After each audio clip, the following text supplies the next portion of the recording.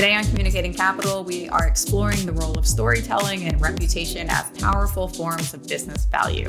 Our guest, Michelle, has spent 15 years shaping narratives across entertainment, media, and lifestyle, from Bravo to the History Channel to overseeing major brand management like Marilyn Monroe, Muhammad Ali, our guy Shaquille O'Neal over at the Authentic Brands. But today, she's the first in-house PR and communications leader at Betches Media. That's huge because it's the global authority on women's content and culture, which I know a lot of you know. From leading brand-defining partnerships like Betches and the NFL to driving communications around the recent acquisition they just went through, she is redefining what it means to build cultural capital in a digital-first world. Michelle, welcome to Communicating Capital. Thank you so much. It's a pleasure to be here. So you've built your career across some of the most recognizable names in entertainment before moving to Authentic Brands and now at Betches.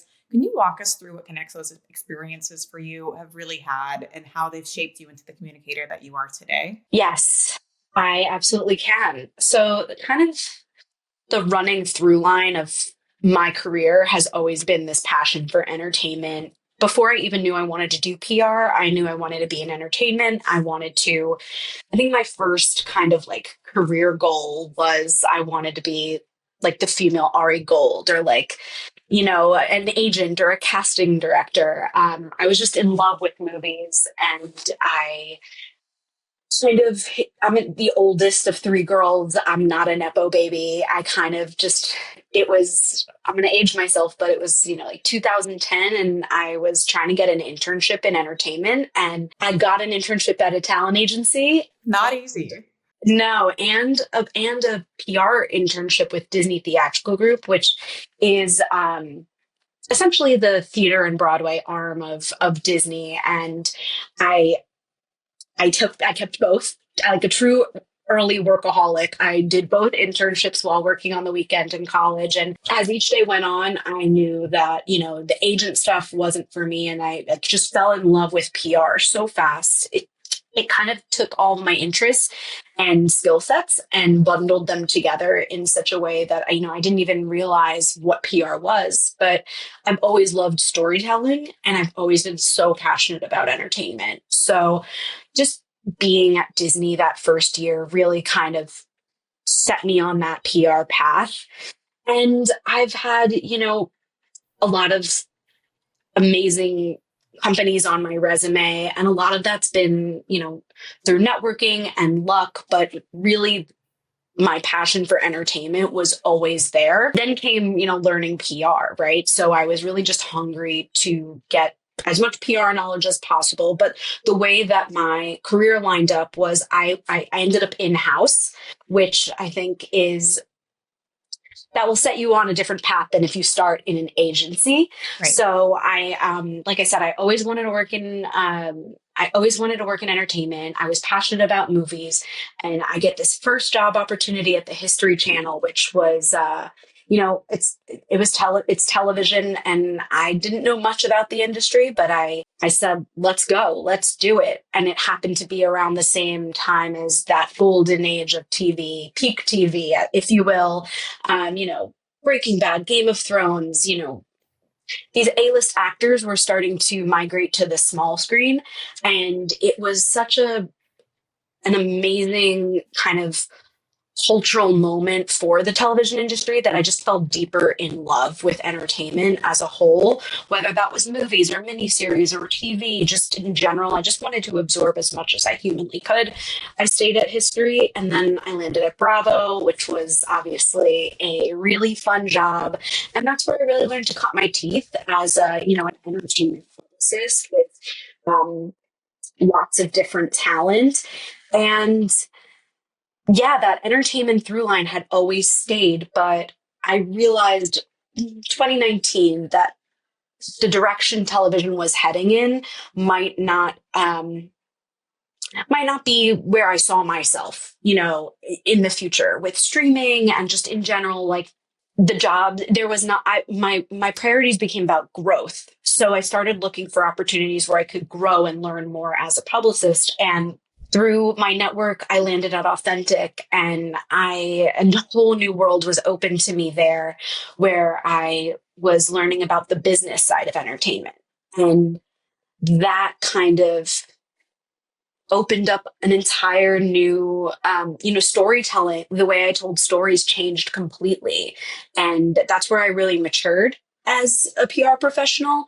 And, but entertainment was still there, right? Like I always felt the passion for entertainment and the storytelling about entertainment. I was always, that never went away. That fire never went away. Whereas Bravo, it was more about, and history, it was more about tune in. That was kind of the messaging, right? To tune in and, generate buzz for new series as a network publicist. But then at Authentic, it kind of went, I trained a new muscle in my brain, which was, what are the business goals of like this amazing IP that exists? And how do we essentially keep the buzz going, even if it's Elvis, who hasn't been with us for many years, or Marilyn Monroe, who hasn't been with us for many years? How do you keep iconic brands at the forefront of cultural relevance?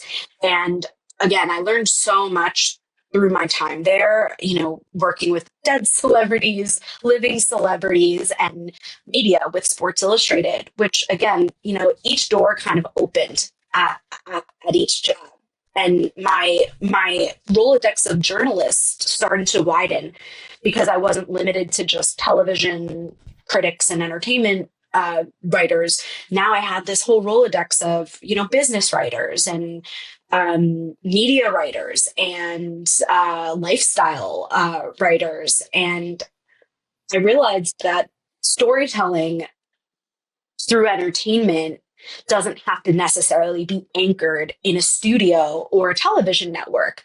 So then when, long story short, when the Betches opportunity came across my desk, that was kind of marrying everything that I learned in my career, marrying it, bringing it all together into this new kind of role that I was about to step into, which is more of an all-in-one comms leader.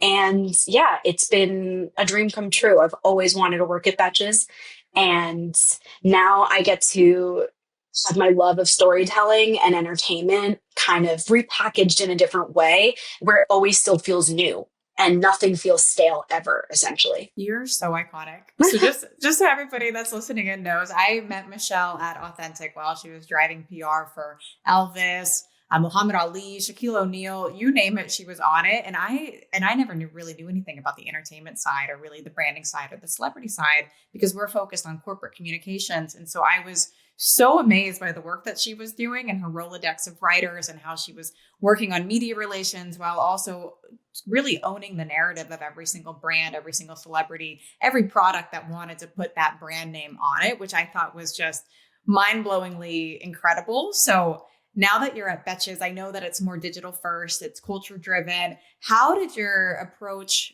change when you pivoted? Because I know that is a difference, but yet maybe there are some similarities, as you're saying. You're totally right. There's definitely a lot of differences, but there are still a lot of similarities. And it was kind of putting the puzzle pieces together. And, I should back up a little bit. Before I had started at Betches, they had never had comms in-house before. Oh, So what? comms was always outsourced to an agency. And, the role popped up on LinkedIn, and I had frequently worked with Betches when I was at Bravo. That was a really important relationship for me, of course. It's like peanut butter and jelly. Bravo and Betches just totally goes together. Yes. And yeah, it was something that I was really proud of in my time at Bravo. And I revisited the relationship, and they didn't really know what I had been doing since then. So it was a really great opportunity to prove myself as a storyteller, as someone who can create a narrative that essentially from within that didn't really exist prior to me joining. Tom's was a bit more reactive. There was a lot of press and people knew Betches, but having this opportunity to build the foundation in house felt like, a million girls would kill for this job. And I really didn't take that job lightly. I walked in. I don't have it's just me. So I don't have, like another comms leader who is making any suggestions. I really have a lot of, in-house solo practitioner. There's a lot of autonomy there with the strategy. So I was really kind of able to take a look at everything we had going on at Betches and then dive in from what I knew best, right? Which was the entertainment world. The thing with Betches is a few months into me starting, we were acquired by an amazing company called Lad Bible Group. They're a global, media powerhouse. And it was my role shifted a bit into be, I saw the comms through the acquisition, and then essentially through some reorganization, I landed on the sales and partnerships side. And my remit was now, B2B was going to be my big focus, right? So taking everything that I learned at all my other previous jobs, it was an interesting kind of, it was like a crocheting like a blanket, right? Like there's so many different pieces of the patchwork, right? But how was I going to fit it and make it make sense for Betches as a leader in culture?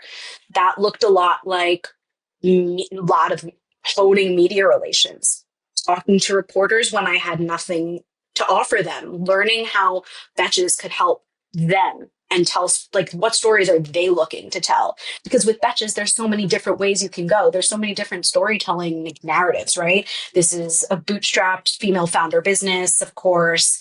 They are early pioneers in social first companies, but, they're also early pioneers in podcasting. They're also essentially every girl's favorite spot on Instagram, right? How do you tell a male reporter who's in his 50s, kind of like, how do you tell that story to people who don't really know who we are? So a lot of it was in the beginning, I did a lot of media relations, heavy on the media relations, whether that was reconnecting with reporters that I worked with at Authentic that covered Sports Illustrated, like traditional media writers. And then there was a lot of meetings with bookers. How can I get my talent on the podcasts that they're booking? And then came the thought leadership with my CEO. How do we build out her presence? Where do we put her when it comes to stuff like Cannes or South by? What are the speaking engagements that are going to move the needle for us as a cultural leader? Yeah, it was a lot of learning on the job, I would have to say. I never had done Cannes, but, figuring out what rooms to be in and what panels are an appropriate fit. A lot of that was built on the media relations stuff that I was really, really hardcore about in the beginning.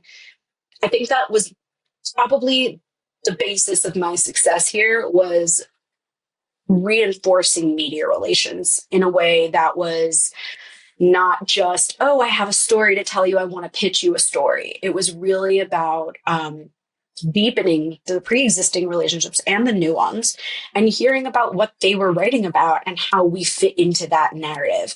And that yielded, that yielded a lot of success, whether that was press hits or speaking engagements or podcast bookings. But yeah, I hope that made sense. It did. It did. And I feel like everybody that's listening in is going to really hone in on what you were saying about media relations. But I want to quickly touch about the cultural authority that Betches is for women. And I know I've been following since I've had an Instagram, I'd say. I would say there's just the one account I've never unfollowed. I've just been following through and through. And I know that you've been working on building partnerships with advertising people, agencies and people and companies, brand partnerships, entertainment partnerships, but you also have to serve the consumer audience, of which is the core to who's following everything, that pretty much everything you're doing, we all see. So how do you balance that? I feel like there's so much to balance there. Yeah, you said that. There is a lot to balance. And, even though they put me on, the sales side and B2B became the core focus, that was never lost on me, that consumer is still super, super important, but I'm only one person and there's only so many hours in the day. So what I was focusing on then was, how can I pitch out our content, right, we have we have a lot of viral content. What is going to move the needle coverage wise, right? I don't have the personal bandwidth to pitch out every podcast, every original series, every, piece of, content that a celebrity touches, but it's important to continue to proactively do that. So examining the moments where we had a real story to tell, not just say, this person was on this podcast, right? Did we uncover something in a podcast? Did we reveal something new? Is there news that's really going to like break through the clutter of like a people writer's inbox, right? They get so many pitches in a day. How is this work that we're doing, like what's going to move the needle there? So that's a lot of trial and error, right? So something that I feel really blessed to have is I work with a bunch of writers and editors. So I really leverage that, them to see, would this stand out to you in your inbox? Is this something you would cover as a reporter? Maybe even not at Betches, maybe in a previous time, is this a subject line that is going to stand out? Is this format of this pitch like going to be beneficial to the editor reading it?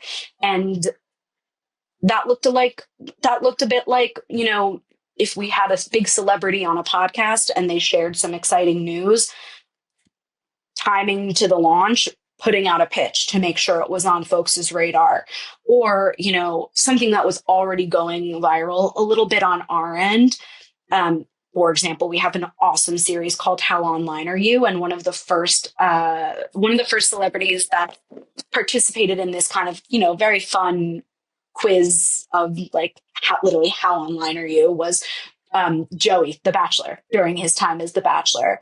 And he said something that got picked up that started to like people paid attention. He confused Ruth Bader Ginsburg and Gypsy Rose Blanchard. And oh man, like immediately I knew that was SEO match made in heaven. I was super reactive to pitching that out, but it got a ton of coverage.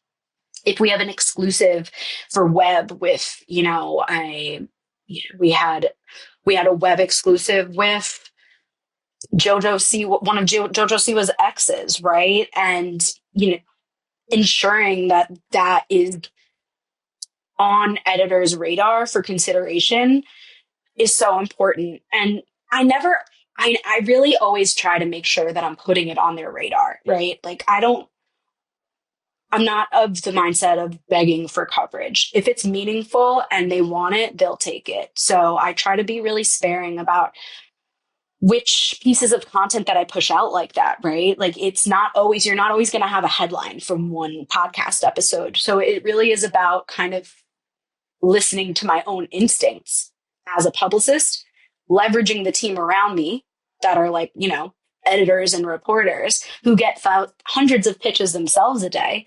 And when it works, right? But we also have really incredible partnerships that require pitching. For example, we just did an incredible campaign with Dunkin' featuring Brandy and Monica. And it was like a millennial like girl's like dream to be able to be even in the peripheral. That's so epic. I have to. That's amazing. I know. It's really, really, really, really cool. But Betches Studios, our in-house production arm, produced this spot for Dunkin', and then the consumer side, Dunkin' handled that, right? Their call to action was to purchase this new beverage. But for me, the story was making sure people were aware of Betches' involvement in this. And a lot of that sometimes looks like not necessarily getting coverage. It's about ensuring that the right reporters are on the list, reading it, seeing what we're doing, posting on LinkedIn, and using our owned media channels to really kind of drive home the love. So what do owned media channels look like? When you are a media channel, there's our CEO's LinkedIn, our CEO's Instagram. Like, how am I leveraging every kind of piece of real estate that I can from a B2B perspective, even if it doesn't necessarily translate into a feature on Ad Age, you know? I love that so much. And I want to know, how do you measure the impact of the media buzz, the visibility, the cultural moments that you're essentially creating with your team? How does that go about? Oh God. Well, it's always changed, ever changing, right? I mean, now I'm thinking about, generative engine optimization, right? Everyone's thinking about AI. For me, I'm trying to think Always. about, yeah. So I'm not just thinking, okay, SEO, I'm thinking GEO. How, when people type into Perplexity or Chat GPT, Betches, what's going to be the things that pop up, right? And I think that measuring impact and value for PR, I say that with a sigh because I know that it's something that is hard for anyone in PR, no matter what industry you're in, proving your worth and value, especially the folks who don't know what we do and don't know how much work goes into what we do. It's kind of a learning process, but one thing I've learned is it really makes a difference who you work for, right? So there's some companies where volume is king, right? We had 50 like placements, we had X amount of impressions. Muck rock is my religion. I really do it. I like live and die by muck rock essentially. But what about, when quantity isn't more important than quality? At Betches, quality is the most important thing. So for me, it's about getting coverage that achieves business goals.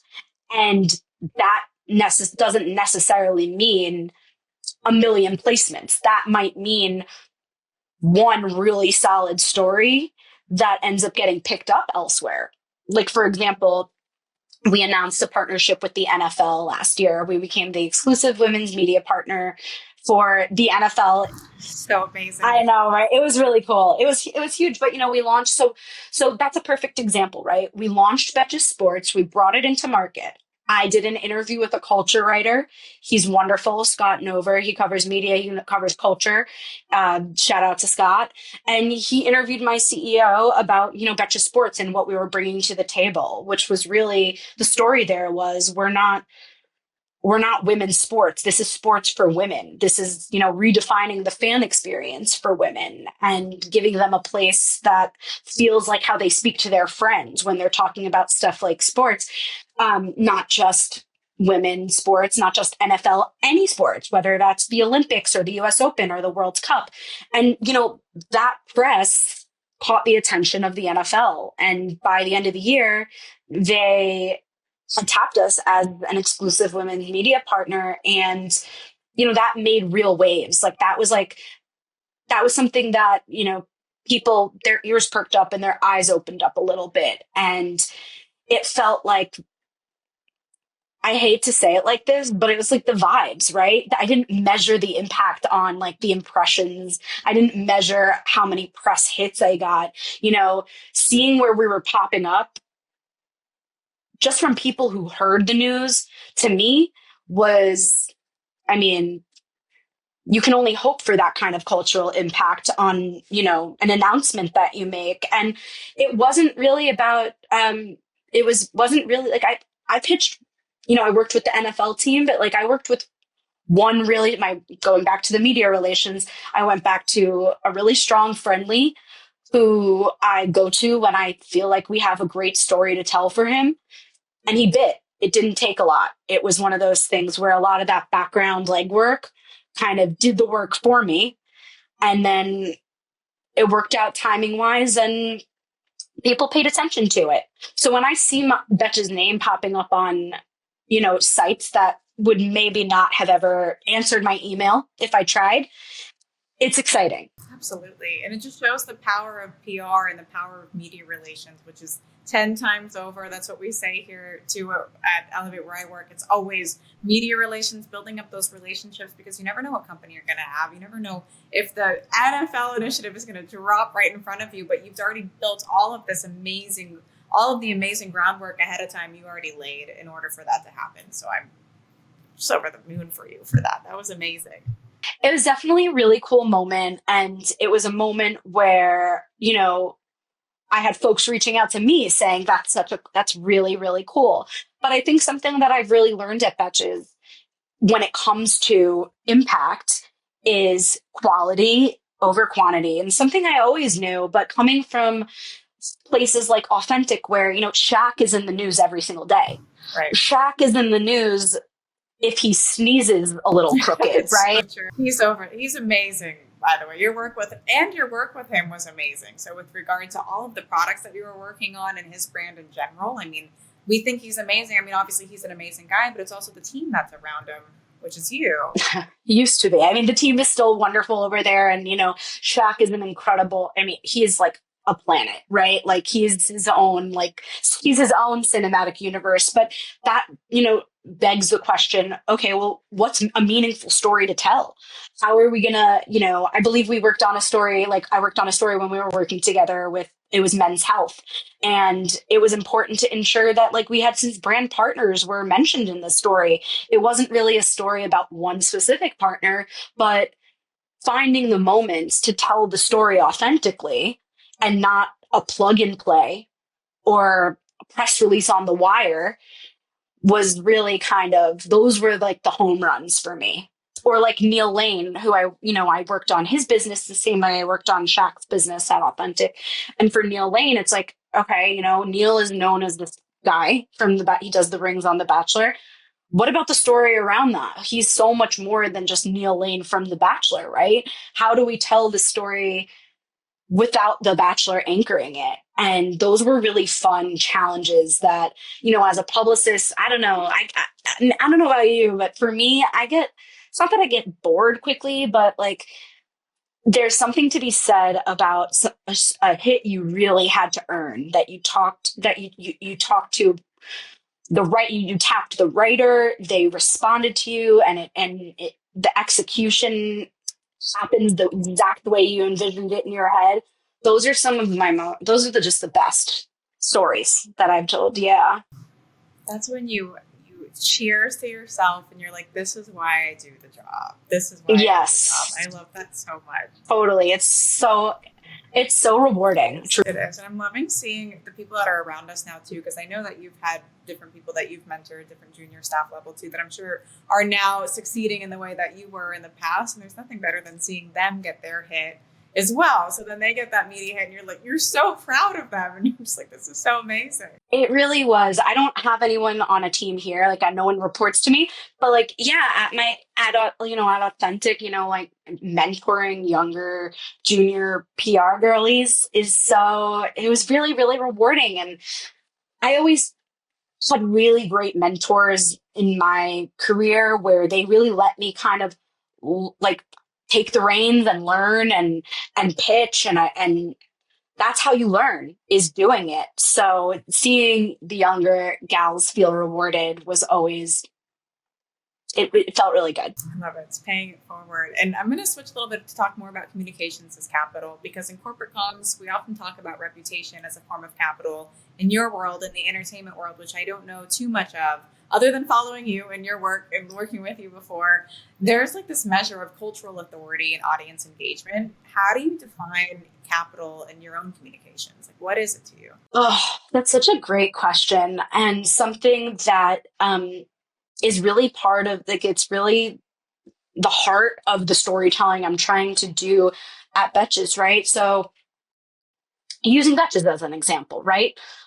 That's not a physical product. Betches is a brand, and we're essentially,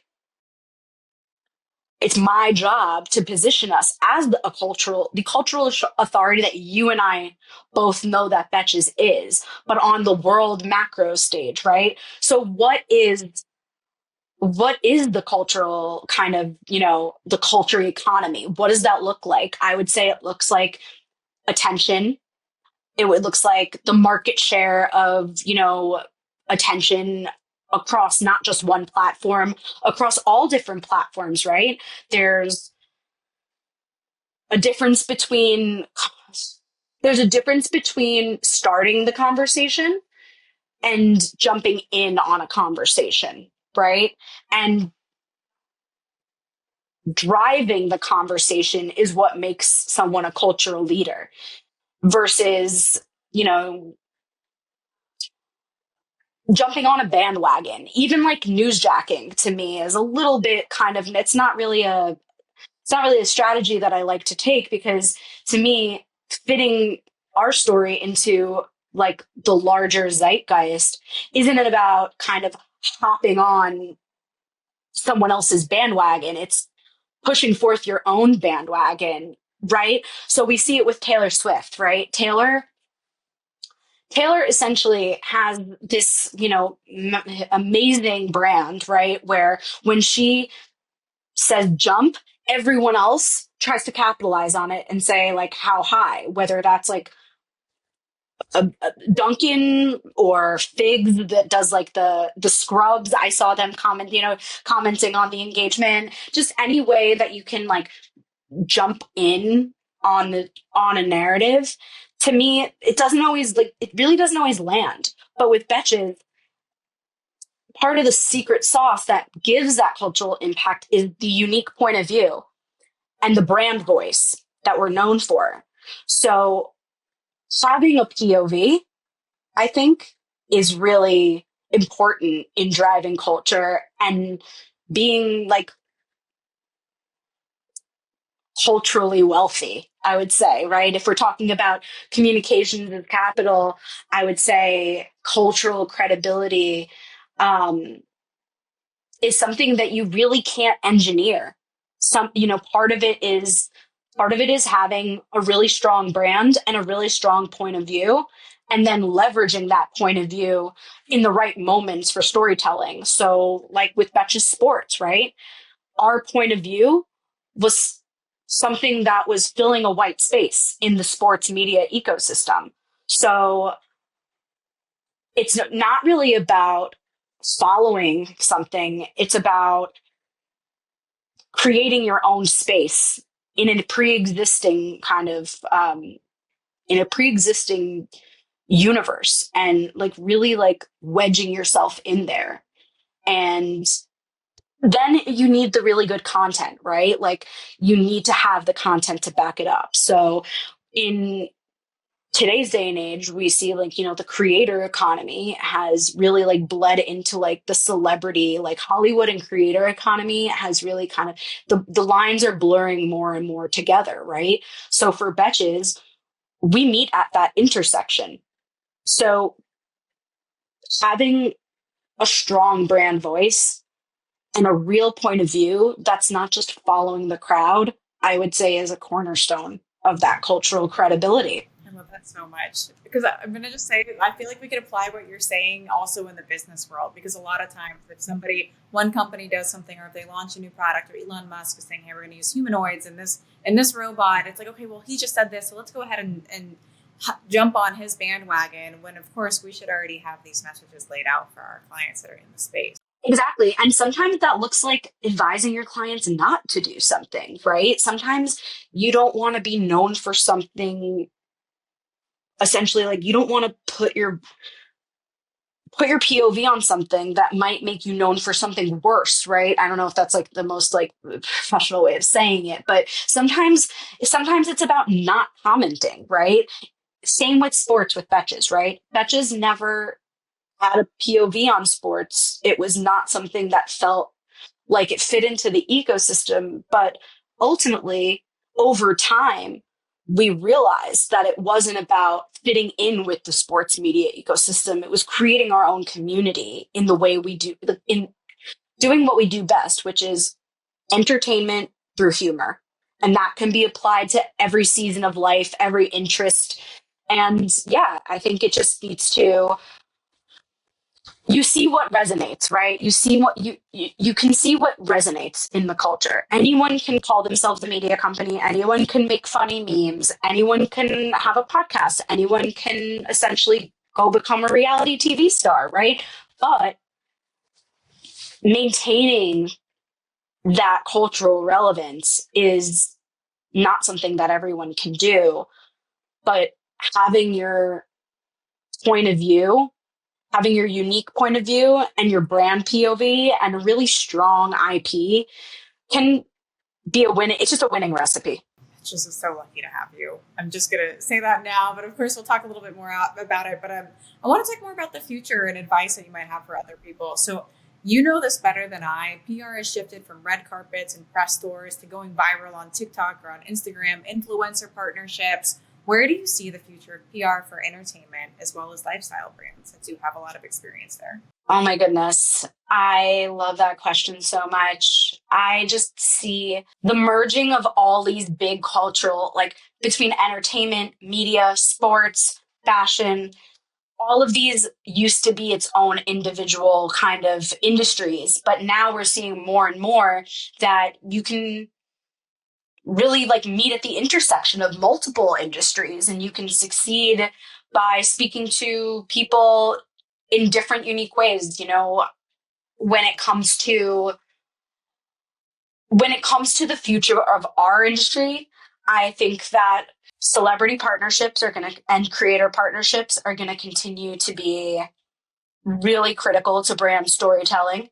I think that thought leadership and, like I said, like you're like, how can we like own our own media channels, right? Like how are we starting a conversation both for our consumers and for our industry peers? Kind of, that's definitely something where I see us going.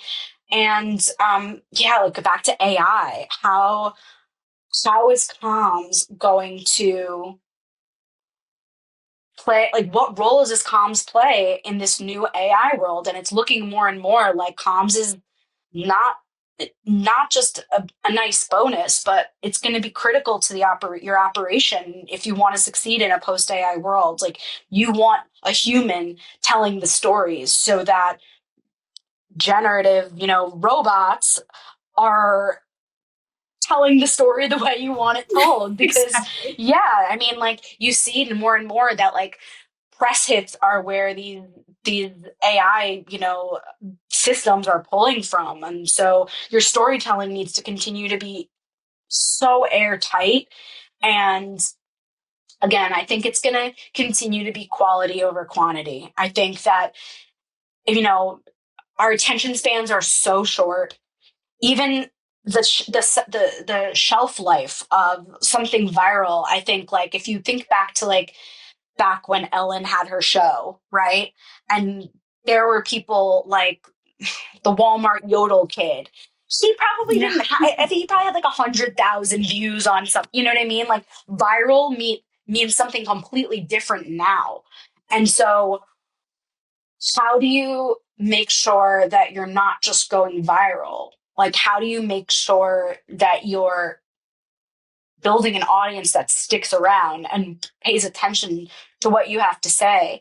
And sometimes, again, it's like, maybe we don't have to do anything. You see something like someone like a Cracker Barrel, right? Who just did their big rebrand. They changed their logo, right? And there was all this backlash, right? Maybe it's not overthinking. Maybe you don't have to change that much. Maybe it's really about listening to what people want and care about. And yeah, I think that we're going to also see brands doubling down on their message. You see someone like like a brand like American Eagle, when they had a controversy, their response wasn't necessarily an apology, right? And, I think that readers, consumers, audiences are just too smart. They see like the and to use reality TV speak, like the fourth wall has kind of been broken, and people really kind of understand the way companies operate, and that there's a playbook, and that there's, people behind the scenes making things happen. So yeah, I think like not treating the audiences, like, audiences are smart. Your readers are smart. Your viewers are smart. They get it. They understand. This is everything's a business, right? So ensuring that you're treating your consumers like the intelligent people that they most likely are is going to be, you're especially with Gen Z, they've been they've been on iPads since they were before they were walking, right? Like they can they've been seeing social media advertising a lot longer than us. They are kind of their brains are hardwired to sniff out an inauthentic ad. So just continuing to make sure that if you are doing a celebrity brand partnership, it should be meaningful. It should be beneficial, mutually beneficial to both. It's not just about getting Shaq to like co-sign your brand, right? The reason why Shaq is such a going back to him, the reason why Shaq is a universally loved and evergreen kind of like spokesperson is he only does business with brands that he loves and that he uses and that are accessible. And that's part of his magic, right? So I would say that trust and authenticity are going to be so important as we dive further and further into the pool, the AI pool that we're all kind of being like our hands are being forced. But I think it's important to just lean in and don't fight it. See, like, how can my role really, how can my role give more impact in this new age of technology and at the speed it's happening, right? You don't want to be left behind. A lot of what you're saying can apply to almost any industry, if not all industries, when it comes down to it. Being authentic and also being on brand, also being trustworthy as a company and as a brand. It speaks volumes today. People see right through it, and you're spot on. I do like to end with one thing. So because we're talking about young communicators, women in PR, the future of PR, and there might be people that are listening in that want to break into media or want to break into PR. I know that I've been looking at your career for the past, I don't know how long it's been now, like 8 years, maybe 7 years or so. What's one less? I know it's really crazy. And I've been following, I'm like, she is literally the best. So I know the advice and what I've followed, but if there's people that are listening in, what's one lesson or one piece of advice you'd want to leave them with? Oh my goodness. Your network is your net worth. It still continues to be that. It always was that, but now more than ever, it's important to reach out and try to have a community. If you're someone that's interested in PR, make connections, try and do, and also try and just start doing it, right? Don't wait for an opportunity. I remember when I was younger, and I was just so hungry to just like learn how to pitch and get press hits. And so I would look for opportunities to tell stories, even if that meant, like not being paid, right? I would do a lot of like pro bono work. So, this role, just because you see, entry level is getting a little bit harder with AI. Okay, well, double down on your skills. Don't lean on AI too much to tell you what to do. Use your brain, read Substacks, follow journalists, follow industry leaders, and hear what they're saying, and try to make them part of your network. If you are a fan of, if you're a fan of Bravo and your dream is to work and do PR at Bravo,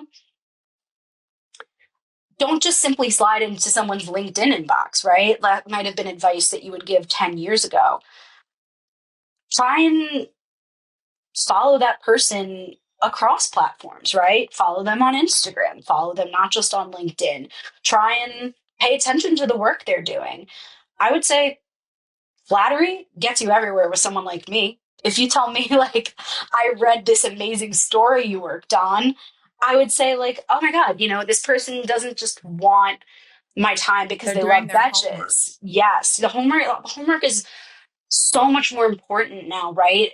We have so much information. We don't just have like, it's not just like a PR newswire, right? Like, if you are interested in Betches, read stories about Betches. See what like, what chat and perplexity are saying about Betches, but then take it a step further and bring that human element into it. There's still so much. I think that there's a lot of opportunity for younger junior folks who are interested in this work to kind of not wait for like that coordinator or assistant role to open. Just start doing it, start building that network, start start following journalists, start, paying attention to, Substack. Obviously it's just such a, like, I love Substack, right? Like you can get even closer to that core audience. Like who are Substack leaders that are putting out incredibly valuable advice for this very career that you're interested in. It's not as much about like, oh, LinkedIn connection, sure. Yeah, take it a step further, right? Take it a step further and make the leap, go to events, participate. Don't just be a bystander, especially when you're younger. The best thing you can do is, let's say you're, in New York, you're interested in PR. Are there PR communities that you can start to be a part of? Are there events? Are there panels? I love PR Girl Manifesto so much. They've started to build a really amazing like IRL community. I think that something that we can both agree on is to be in PR is you have to be scrappy and you have to be resourceful. So that's something you can't teach. So if you want to be in PR, you got to look deep down inside of you and you got to say, am I willing to hustle? Am I willing to hustle for one connection? And am I willing to kind of figure it out without a teacher? You have so many resources available now. I mean, when I was starting out, I had, my internships and I had my managers who I was lucky were willing to share their experience, right? But now you have this kind of endless supply of leaders and people you can connect with and figure out the stories they're telling, right? I think a lot of times in PR, we feel like unseen. So if you're someone who wants to be in this career, first of all, God bless. Second of all, reach out, introduce yourself. I saw a story. I saw your amazing, coverage in Variety, I saw the incredible news in this roundup. I saw, that's so much more meaningful, I think, than just, I'm a fan of the place you work. And if you have time to connect, would love to get coffee or hear about your career, right? Like you can kind of skip that step a little bit almost. And dive right in. You can look up their career. You can find out more about the work that they do, and guaranteed if you know what clients they're working on, if you see them in the press, the PR rep is most likely the person that helped with that media engagement in the first place. So yeah, I completely agree with you. I just keep diving in. Something that I actually really liked about it is that we're shaping culture, building capital through credibility. So it's a different way of looking at communicating capital. For us, it's a lot about like on the investor relations side, on the business side, the financial journalist side. For you, it's more about actually finding your place in culture and then forging your own path so that other people will probably newsjack off of what you're doing rather than newsjacking in the first place. And that is what makes you that is why you're doing your role at Betches right now. And that is why you have the role that a lot of PR folks that I know would absolutely go to war for. Just saying, it's a complete war. So thank you so much. I really appreciate it. Thank you. It was really great to connect again. And I hope that we can work together on something in the future. I'm sure we will. And I get to see you next week in New York as well. So I'm very excited. Yes. And you'll come to the Betches office and you'll see where all the magic happens. I can't wait. So for our listeners who want to follow Michelle, learn more about Betches, about her career path, definitely slide in her DMs. No, but definitely do slide in her DMs. But check out the work that she's done. It's phenomenal. So check it out, talk to her about it, and I'm sure she'd want to meet you as well. So thank you for joining Communicating Capital.